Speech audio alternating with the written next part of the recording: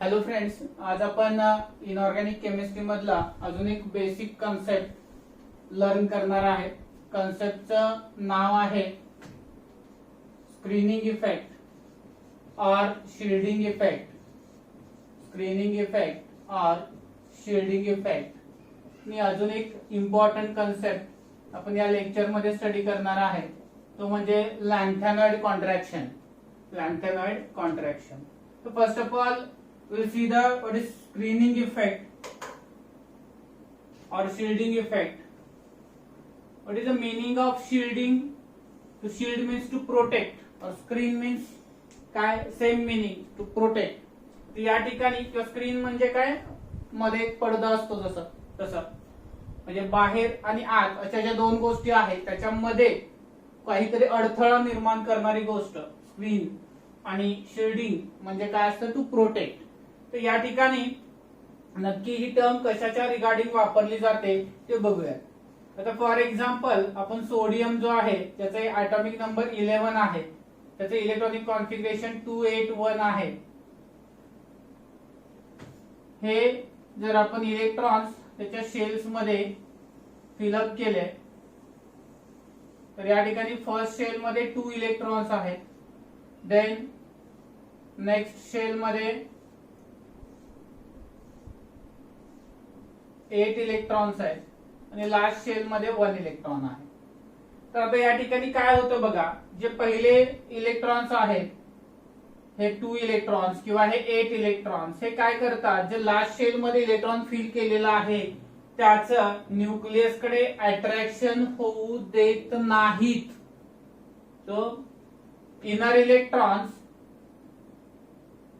prevent attraction of outer electron towards the nucleus, or it decreases attraction of outer electron towards nucleus by acting as a screen or shield for the nucleus to be attracted by the outermost electron, and the effect is called as screening effect or shielding effect. So what is screening or shielding effect?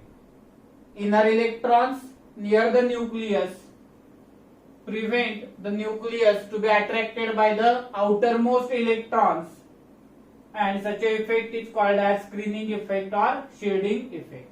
Now we know there are 4 subshells, S, P, D and F subshell. Among the S, P, D and F shell, only one question will be there for the competitive exam from this article. What is correct order of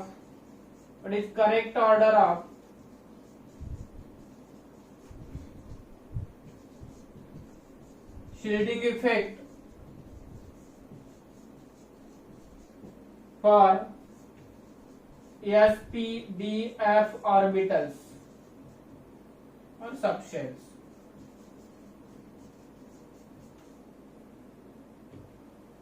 SPDF subshell साठी जे screening effect किंवा shielding effect आहे याची order काय असेल, मी काही options provide केले असतील. F, D, P, S, S, P, D, F, D, F, P, S, S, P, D, F. आता या ठिकाणी एक 4 मार्क्सचा कॉम्पिटिटिव्ह एक्झामच्या आस्पेक्ट मध्ये महत्वाचा क्वेश्चन आहे, एक्झामला आलेला आहे कॉम्पिटिटिव्ह एक्झाम मध्ये. आता हा क्वेश्चन सॉल्व्ह करत असताना आधी सिंपल फॅक्ट लक्षात ठेवता आली पाहिजे आपल्याला, जे शिल्ड करण्याची ॲबिलिटी जास्त कुठल्या शेलची आहे असा क्वेश्चन आहे. पण इथं correct order of shielding effect म्हणजे शिल्ड जास्तीत जास्त कोण करू शकतं, तर जे सुरुवातीला फिल केले जाणार ते इलेक्ट्रॉन काय करणार बाळांनो, जास्त प्रमाणामध्ये शिल्डिंग इफेक्ट दाखवणार. मग आन्सर तुमच्या डोक्यात अगदी क्लिअर आहे. आधी कुठला ऑर्बिटल फिल केला जातो नेहमी, बरोबर आहे, S orbital, then P, then D, then F. So correct order काय असणार आहे शिल्डिंगची, जो सगळ्यात आधी फिल केला जाणार, बरोबर आहे का, जी शेल सबशेल सगळ्यात आधी फिल केली जाणार ती जास्त प्रमाणामध्ये बाहेरच्या इलेक्ट्रॉनला अपोज करणार न्यूक्लियसकडे अट्रॅक्ट होण्यापासून. आणि त्यामुळे जे एस सबशेल आहे त्याच्यामध्ये इलेक्ट्रॉन पहिल्यांदा आपण फिल करतो त्यामुळे त्याच्यामध्ये जी शिल्डिंग पॉवर असणार आहे तो सगळ्यात जास्त असणार आहे. त्यामुळे आन्सर करेक्ट काय आहे बाळांनो, S greater than P greater than D greater than F is the correct answer. 4 mark हातातले आहेत, अजिबात चुकवायचं नाही. समजतंय का बघा.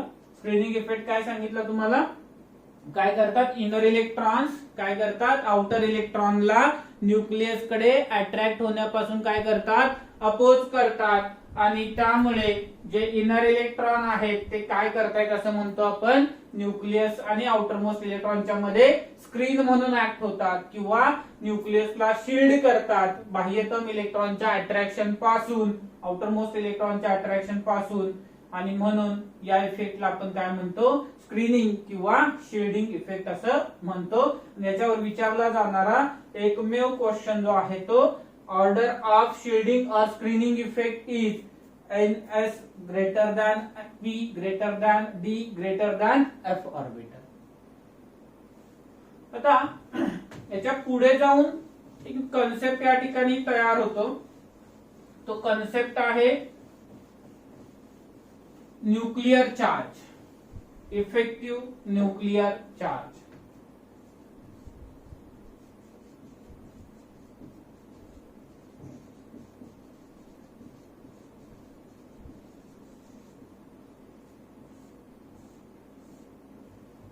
आता इफेक्टिव्ह न्यूक्लियर चार्ज कॅल्क्युलेट करण्याआधी आपल्याला न्यूक्लियर चार्ज काय आहे हे समजून घेतलं पाहिजे. आता न्यूक्लियर चार्ज जो असतो बाळांनो तो काय आहे, तर हा जो न्यूक्लियस आहे आणि त्याच्या भोवती जे इलेक्ट्रॉन्स असतात, या इलेक्ट्रॉन्स या न्यूक्लियस कडे जे अट्रॅक्टिव्ह फोर्स आहे, ठीक आहे का, त्याला आपण काय म्हणतो nuclear charge. Attraction between nucleus and electron refer to be a nuclear charge. Then what is effective nuclear charge and how it should be calculated. त्यासाठी आपल्याला एक रूल आहे तो आधी कॅल्क्युलेट करण्यासाठीचा लर्न केला पाहिजे, त्यानंतर आपण हे कॅल्क्युलेशन मध्ये समजून घेऊ शकतो. Z effective is equal to Z minus sigma is the formula to calculate effective nuclear charge, where Z is atomic number of element, while sigma is screening constant. Now how that screening constant will be determined, let's see. It should be determined by a rule called as Slater's rule. Now how it works, suppose we have element like potassium having electronic configuration 1s2 2s2 2p6 3s2 3p6 4s1, आणि आपल्याला काय सांगितलंय की last electron जो आहे त्याच्यासाठी आपल्याला shielding effect determine करायचा आहे. आता मी इथे काही शेल्स म्हणणार आहे, एन शेल, n-1 आणि n-2 असं म्हणणार आहे. मग ती एन कोणती, n-1 कोणती आणि n-2 किंवा त्याच्या बिलो कोणत्या आहेत ते बघायचे आपल्याला. आता जी हायएस्ट क्वांटम नंबरची शेल आली ती काय आली बाळांनो, एन शेल आली. म्हणजे कोणती इथं 4 ही काय आली आपली एन शेल आली, एन शेल जी कोणती आपली या ठिकाणी 4s आहे. देन n-1 शेल म्हणजे कोणती आली आपल्याकडे 3s2 आणि 3p6 ही काय आली आपल्यासाठी n-1 शेल आल्या. n-2 शेल अँड बिलो, त्याच्या बिलो असणाऱ्या सगळ्या शेल्स म्हणजे कोण आल्या 2s2 2p6 आली आणि कोणती आली 1s2, त्या सगळ्या त्याच्या बिलो असणाऱ्या शेल्स आल्या. मग स्लेटर्स रूल काय सांगतो, तर एन शेल मध्ये जे शिल्डिंग केलं जातं पर इलेक्ट्रॉन शिल्डिंग किती असतं, तर 0.35 असतं, 0.35 असतं. त्याच्यासाठी हायड्रोजन साठी तर ही व्हॅल्यू 0 असणार आहे, कारण हायड्रोजन कडे एकच इलेक्ट्रॉन आहे, मी इलुस्ट्रेट करतो पुढे. आणि हेलियम मध्ये मात्र ही व्हॅल्यू थोडीशी कमी असते, ते पण मी एक्सेप्शनल आहे मी पुढे कन्सिडर करून सांगतो तुम्हाला. एन शेल साठी पर इलेक्ट्रॉन व्हॅल्यू किती असते? 0.35 असते शिल्डिंग इफेक्ट. N-1 शेल साठी 0.65 असतो पर इलेक्ट्रॉन. 0.65 एवढा येतो. आणि N-2 साठी N-2 शेल अँड बिलो साठी जो आहे तो 1 एवढा येतो.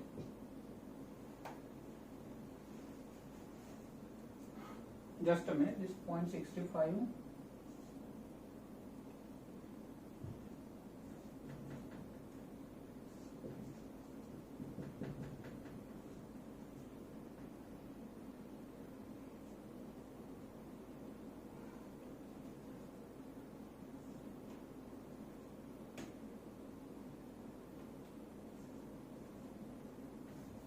This is not 0.62, this is 0.85. So N shell मध्ये जो शिल्डिंग कॉन्स्टंट आहे त्याची व्हॅल्यू आहे 0.35. N-1 शेल मध्ये जी व्हॅल्यू असते ती असते 0.85 ने शिल्डिंग होतं. आणि या ठिकाणी N-2 मध्ये जे शिल्डिंग होतं ते किती नव्हतं बाळांनो? 1 पर इलेक्ट्रॉन. कॉन्स्टंट व्हॅल्यूज आहे त्या. आता समजा N शेल मधले इलेक्ट्रॉन्स असतील तर ते कितीने शिल्ड करणार? 0.35 न. N-1 शेल मधले कितीने शिल्ड करणार? 0.85 न. N-2 अँड बिलो शेल मधले सगळे इलेक्ट्रॉन्स कितीने शिल्ड करणार? 1 या व्हॅल्यूने शिल्ड करणार. इल्युस्ट्रेट केल्याशिवाय लक्षात येणार नाही आपल्या. आता आपण या ठिकाणी एक्झाम्पल घेऊयात कॅल्शियमचं.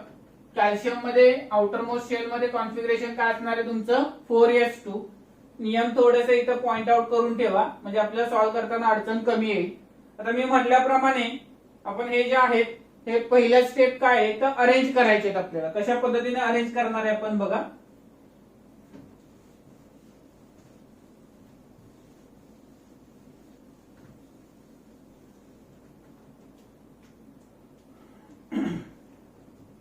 इथं ग्रुप करायचे 1 चा 2 चा 3 चा 4 चा असे वेगवेगळे ग्रुप करायचे. स्टेप 1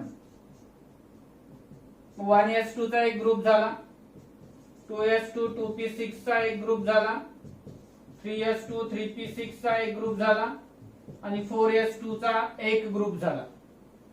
ओके, असे 4 ग्रुप झाले आपल्याकडे.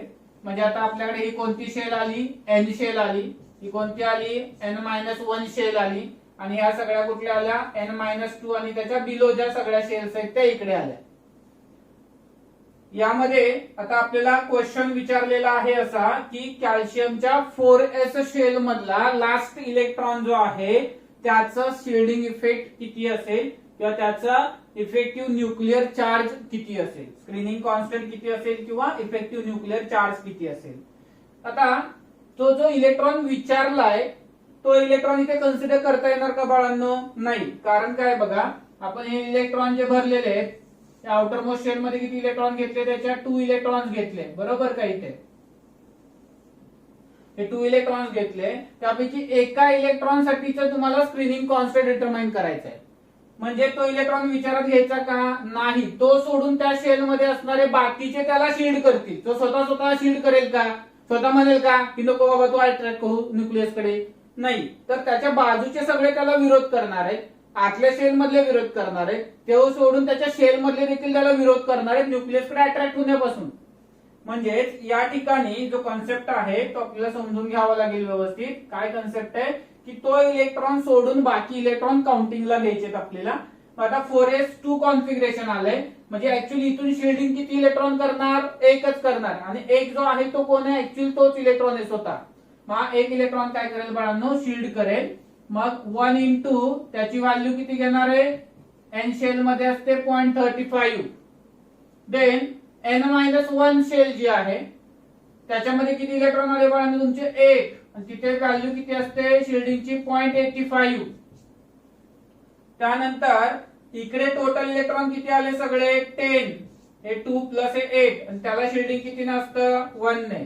किती झालं बघा? 10 प्लस 6.80 प्लस 0.35 हे आलं तुमचं 17.15. आला आपला बाळांनो सिग्मा स्क्रीनिंग कॉन्स्टंट। आता विचारलं आपल्याला काय effective nuclear charge. Effective nuclear चार्जचा फॉर्म्युला काय आहे, Z effective is equal to Z minus sigma, what is atomic number of calcium 20, so 20 minus sigma किती आलं 17.15, so what is the answer for Z effective 2.85 will be the answer for the effective nuclear charge of the calcium। समजते का बघा, मी अजून examples घेतो त्या ठिकाणी तुम्हाला अजून लक्षात येईल, ह्या व्हॅल्यूज लक्षात पाहिजेत आपल्याला।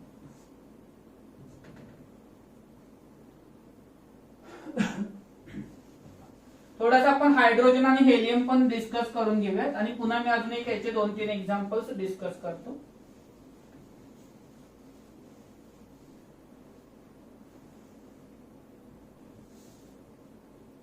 For hydrogen having electronic configuration 1s1, तर मला सांगा याच्या आउटर मोस्ट शेल मध्ये किती इलेक्ट्रॉन आहेत, टोटल इलेक्ट्रॉनच 1 आहे, पण तो स्वतःला शील्ड करेल का, नाही, म्हणून याचा झेड इफेक्टिव्ह किती येणार बाळांनो 0 येणार। सॉरी, झेड इफेक्टिव्ह म्हणण्यापेक्षा याचा स्क्रीनिंग कॉन्स्टंट सिग्मा किती येणार बाळांनो 0 येणार, झेड इफेक्टिव्ह नाही सिग्मा 0 येणार, कारण याच्यामध्ये कोणीही त्याला काय करणार नाहीये, शील्ड करू शकणार नाहीये। हेलियम मध्ये काय होतं 1s2 कॉन्फिगरेशन येतं आणि एकच इलेक्ट्रॉन आहे। आता हे एकाच शेल मध्ये 2 इलेक्ट्रॉन आहेत बघा इथं, आणि एकच इलेक्ट्रॉन त्याला काय करतोय, शील्ड करतोय, परंतु दोन्ही इलेक्ट्रॉन एकाच शेल मध्ये आहेत आणि न्यूक्लियसच्या खूपच जवळ आहेत, त्यामुळे दुसरा इलेक्ट्रॉन जरी त्याला शील्ड करत असला तरी त्याची व्हॅल्यू ही फार कमी असते, म्हणजे जी व्हॅल्यू आपण ऍक्च्युअली इकडे 0.35 घेतलेली होती त्याच्यापेक्षा ही व्हॅल्यू कमी असते, आणि त्यामुळे जो याचा सिग्मा येतो तो किती येतो 0.30 येतो, म्हणजे हा एक इलेक्ट्रॉन जो शील्ड करणार आहे तो किती व्हॅल्यूने करतो, जे रेग्युलर 0.35 ने करतात त्यापेक्षा इथे थोडीशी व्हॅल्यू कमी असते, कारण दोन्ही एकाच शेल मध्ये न्यूक्लियसच्या जवळ असल्या कारणानं जरी दुसरा इलेक्ट्रॉन त्याला शील्ड करत असला तरी देखील तो कमी प्रमाणात शील्ड करतो, आणि ती व्हॅल्यू किती आहे बांध 0.30 एवढी आहे। समजतंय? आता हे झालं हायड्रोजन आणि हेलियमच्या बाबतीमध्ये। Let's see some more examples. पण सोडियम घेऊयात, इलेक्ट्रॉनिक कॉन्फिगरेशन आहे 1s2 2s2 2p6 3s1। Okay, पहिला रूल काय सांगितलाय आपण, तर ग्रुप करायचे 1 चा 2 चा आणि 3 चा। आता ही शेल पुन्हा त्याला नंबरिंग करून द्यायचं, शेलला n-1 आणि n-2 शेल झाली। आता n शेल मधून किती इलेक्ट्रॉन त्याला हे करतायत, शील्ड करतायत, कोणच नाही, कारण हा एकच आहे, त्याच्या बाजूला कुठले इलेक्ट्रॉन आहे का, नाही, त्यामुळे इथे 0 इलेक्ट्रॉन्स आहेत। इथं किती आहेत 8, आणि इथं किती आहेत 2 इलेक्ट्रॉन्स आहेत। मग screening constant sigma is equal to 2 into n-2 मध्ये किती व्हॅल्यू असते 1 न शील्ड करतो, प्लस n-1 मध्ये कितीने शील्ड करतो 0.85 ने शील्ड करतो, प्लस 0 इंटू किती 0.35, so this become 2 plus 6.80 is equal to 8.80. Then Z effective is equal to Z minus sigma. What is the atomic number of sodium? 11. This is 11 minus 8.80. The answer will become 2.20. So Z effective for the sodium will be 2.20. Let's see one more example. Question कसा येतो त्या पद्धतीने थोडं मी example तुम्हाला विचारतो की जो आपल्याकडे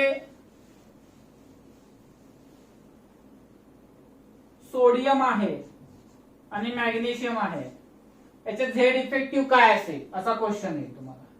सोडियमचा आपण आता डिटरमाइन केलेला आहे 2.20 आलेला आहे, तर सोडियमचा ग्रेटर दॅन mg आहे, सोडियम इक्वल टू mg आहे, सोडियम लेस दॅन mg आहे, ठीक आहे का, अशा प्रकारचे ऑप्शन्स त्या ठिकाणी असतील। आता आपण सोडियम डिटरमाइन केलं होतं, तर आपण मॅग्नेशियम डिटरमाइन करून बघूयात नक्की आन्सर किती येत आहे।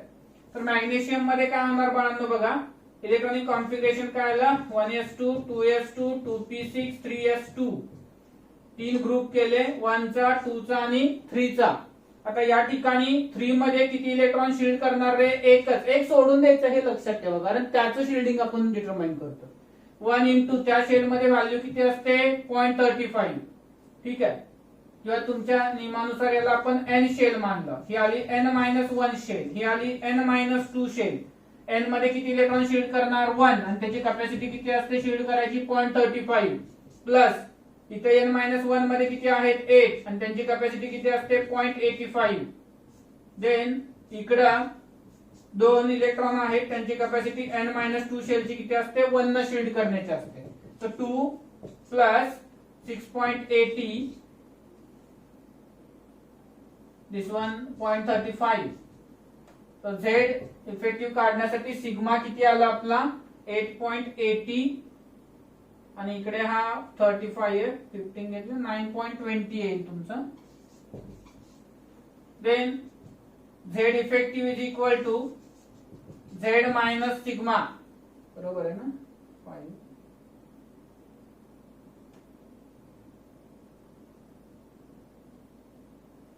येईल का 5 8.80 प्लस 35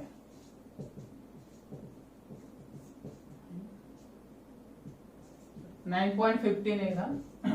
तो झेड मायनस सिग्मा किती आला तुमचा, झेड किती आहे मॅग्नेशियमचा ऍटॉमिक नंबर किती आहे 12. So this become 12 minus 9.15. So this will become 2.85. So what is your observation? या ठिकाणी हा किती आला होता सोडियम मध्ये 2.20 आलेला होता आणि या ठिकाणी हा 2.85 आलेला होता. आता या केस मध्ये जर आपण बघितलं तर ज्या व्हॅल्यू आहेत त्या दोन्हीच्या तुमच्या समोर आहेत आणि तुम्हाला आन्सर क्लिअर आहे. काय सोडियम पेक्षा मॅग्नेशियमचा इफेक्टिव्ह न्यूक्लिअर चार्ज हा काय आहे जास्त आहे. समजते का बघा सगळ्यांना काय अडचण. तर अशा पद्धतीने मोस्ट इम्पॉर्टंट आर्टिकल आहे कुठलं स्क्रीनिंग कॉन्स्टंट किंवा इफेक्टिव्ह न्यूक्लिअर चार्ज. हे जे दोन आर्टिकल्स आहेत किंवा दोन्ही कन्सेप्ट जे आहेत बाळांनो ते फार इम्पॉर्टंट आहेत with respect to the inorganic chemistry आणि याचा पुढे आपल्याला बऱ्याच ठिकाणी वापर करावा लागतो. तो साधा सोपा क्वेश्चन येतो की सिग्माची व्हॅल्यू किती आहे किंवा झेड इफेक्टिव्ह जो आहे तो 2 एलिमेंट देऊन त्याच्या डिफरन्स ओरिएंटेड क्वेश्चन विचारला जातो. फार ट्रेंड कमी आहे, कधीतरी रेअरली याच्यावरती क्वेश्चन विचारला जातो, परंतु आर्टिकल आपल्या स्टडीमध्ये किंवा कॉम्पिटिटिव्ह एक्झाम साठी असल्या कारणानं आपल्याला त्याचा स्टडी करणं भाग आहे. त्यानंतर एक लास्ट पॉइंट सांगितलेला होता की लॅन्थेनॉइड कॉन्ट्रॅक्शन नावाचे एक आर्टिकल आहे. लॅन्थेनॉइड कॉन्ट्रॅक्शन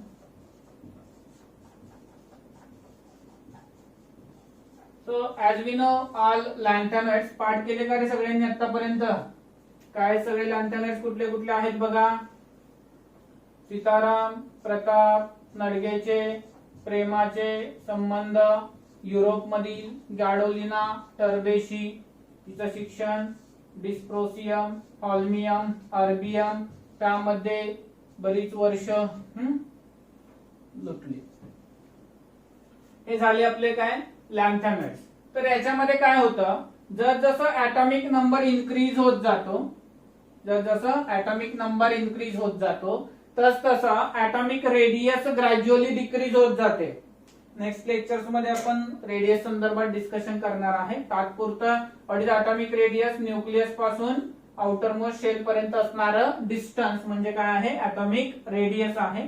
तर काय सांगितले आपण लॅन्थेनॉइड कॉन्ट्रॅक्शन मध्ये, तर as atomic number increases, atomic radius gradually decreases, and this concept is referred to be a lanthanoid contraction. आता इतर सिंपल कन्सेप्ट आहे बट याचे कॉन्सिक्वेन्सेस फार महत्वाचे आहेत.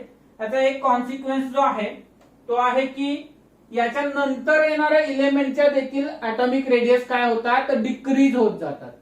आता त्या याच्या नंतर येणारे इलेमेंट कुठले आहेत पोस्ट लॅन्थेनॉइड इलेमेंट. तर जो लॅन्थॅनम नंतर येणारा इलेमेंट आहे म्हणजे आपला जो तिसरा ग्रुप आहे कुठला सॉरी तिसरा ग्रुप नाही जो थर्ड सेरीज आहे कुठली डी मधली कुठली 3D 4D 5D सेरीज बघा.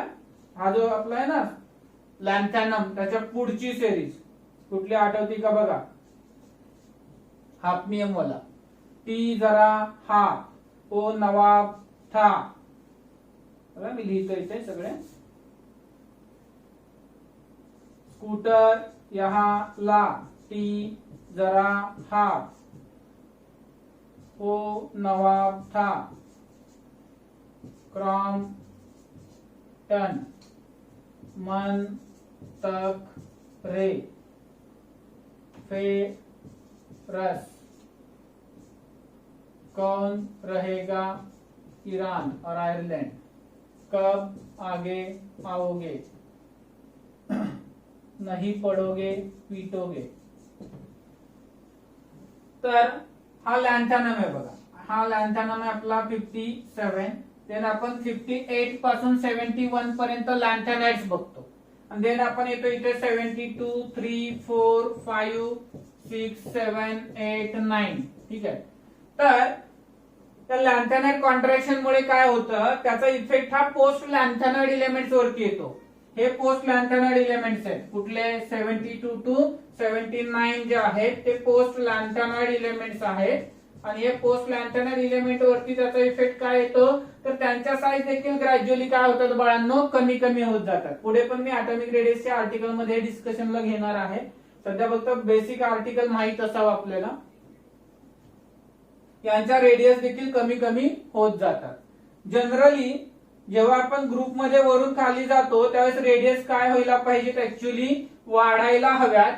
परंतु या ठिकाणी काय होतं, hafnium, tantalum, tungsten, radium, osmium, iridium, aurum, platinum जे आहेत यांच्या रेडियस काय होतात, पोस्ट लॅन्थॅनाइड इलेमेंट असल्यामुळे लॅन्थॅनाइड कॉन्ट्रॅक्शनचा इफेक्ट म्हणून यांच्या रेडियस कमी होतात and they become approximately equal to the above period. त्यांच्या वरती जो पिरियड आहे त्या एलिमेंटच्या एवढ्याच त्यांच्या साईज होतात. आणि त्यामुळे केमिस्ट्रीमध्ये फार महत्वाचं एक कन्सेप्ट जो आहे तो या ठिकाणी निर्माण होतो.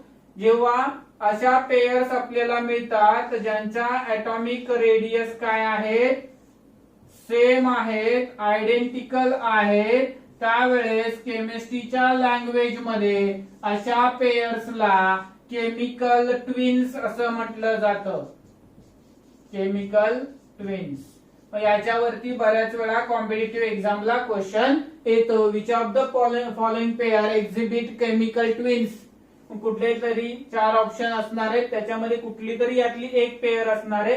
तुम्हाला टेन्शन घ्यायची गरज नाहीये, केमिकल ट्विनची पेयर तुमची पाठ आहे. कशी बघा, टी जरा हाफ, ओ नवाब था, क्रॉम्पटन मटन, ते नाही मटन, ओके, मन तकरे, फेरस रस, कौन रहेगा Ireland.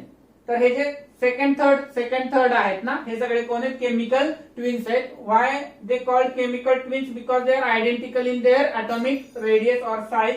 And why chemical twins are form as a consequence of, परिणाम म्हणून कुणाचा, लॅन्थॅनाइड कॉन्ट्रॅक्शनचा. लॅन्थॅनाइड कॉन्ट्रॅक्शन म्हणजे काय, तर जसा ऍटॉमिक नंबर वाढत जातो तसा ऍटॉमिक साईज ग्रॅज्युअली कमी होत जाते. आणि त्याचा इफेक्ट कुणावरती येतो, पोस्ट लॅन्थॅनाइड एलिमेंट म्हणजे कोण, हाफनियम पासून पुढे त्यांच्यावर इफेक्ट येऊन काय होतं, पुढे अगदी कंटिन्युअस राहतो इफेक्ट. कुठपर्यंत राहतो तुमचा, पी ब्लॉक संपेपर्यंत इफेक्ट कंटिन्युअस राहतो. आणि त्याचा इफेक्ट म्हणून त्यांचे साईज कंपॅरेटिव्हली काय होतात बाळांनो, कमी होतात. आणि त्या इथं पुढे पी ब्लॉक मध्ये एवढं नाही, परंतु इथं काय होतं, आयडेंटिकल होऊन जातात अबोव पिरियड सोबत. आणि त्यामुळे आयडेंटिकल साईजच्या काही पेअर्स जमा मिळतात. त्या पेअर्सला आपण केमिकल ट्विन्स असं म्हणतो. होपफुली बाळांना सगळं समजलं असेल. आपण बेसिक्स बघतोय, ठीक आहे का. बेसिक्स बघता बघता आपण पिरियडिक टेबल मधले काही पॉइंट्स आहेत ते आपण लर्न करतोय. त्यानंतर आपण मग काही टॉपिक स्टार्ट करूयात. आता आपण इथेच थांबूयात. नेक्स्ट लेक्चर मध्ये आपण पुढे ऍटॉमिक रेडियस जो आहे कन्सेप्ट त्याला इन ऍक्च्युअल टॉपिकला स्टार्ट करणार आहे. ठीक आहे. थँक्यू.